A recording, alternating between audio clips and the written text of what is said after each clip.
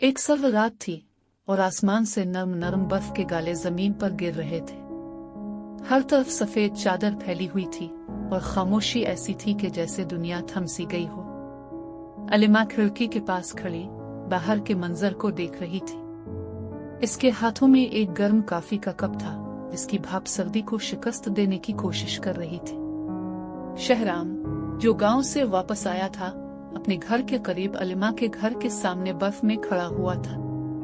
इसके कंधे पर एक गर्म शाल थी और हाथों में एक छोटा सा गिफ्ट पैक। वो अलिमा को कुछ दिनों से नहीं मिला था और आज का मौसम उसे मजबूर कर रहा था कि वो इसे देखे और बात करे।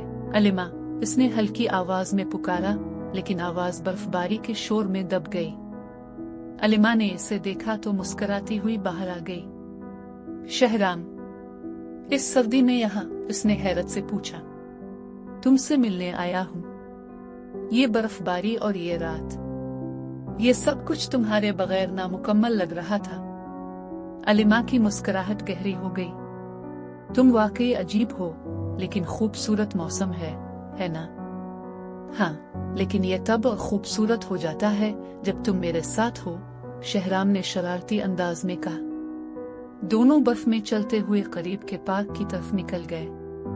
पार्क में हर शय बर्फ से ढकी हुई थी और दरख्तों की टहनियां सफेद चादर ओढ़े खड़ी थी। अलिमा ने एक बर्फ का गोला उठाया और शहराम की तरफ उछाल दिया। ये लो तुम्हारी तारीफ का इनाम। शहराम ने हंसते हुए गोला अपने हाथ से रोक लिया और कहा, तो ये खेल है। फिर उसने भी एक गोला बनाकर अलिमा की तरफ फेंका, लेकिन वो बच गई। दोनों हंसते, भागते और बर्फबारी में खेलते रहे। थोड़ी देर बाद दोनों एक बेंच पर बैठ गए। शहराम ने जेब से वो गिफ्ट पैक निकाला और अलिमा को दिया। ये तुम्हारे लिए है, उसने मुस्कुराते हुए कहा। अलिमा ने गिफ्ट खोला तो अंदर एक छोटा सा बर्फ का ग्लोब था जिसमें दो छोटी सी मूर्तियां थी जो हाथों में हाथ डाले खड़ी थी। ये तो बहुत खूबसूरत है, शहराम।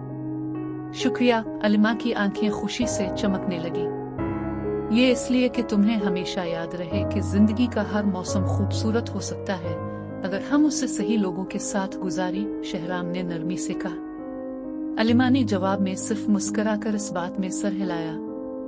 बर्फबारी अब भी हो रही थी, लेकिन दोनों के दिलों में गर्मजोशी फैल चुकी थी। वो लम्हा, वो रात और वो बर्फबारी हमेशा के लिए उनकी यादों में नक्श हो गई।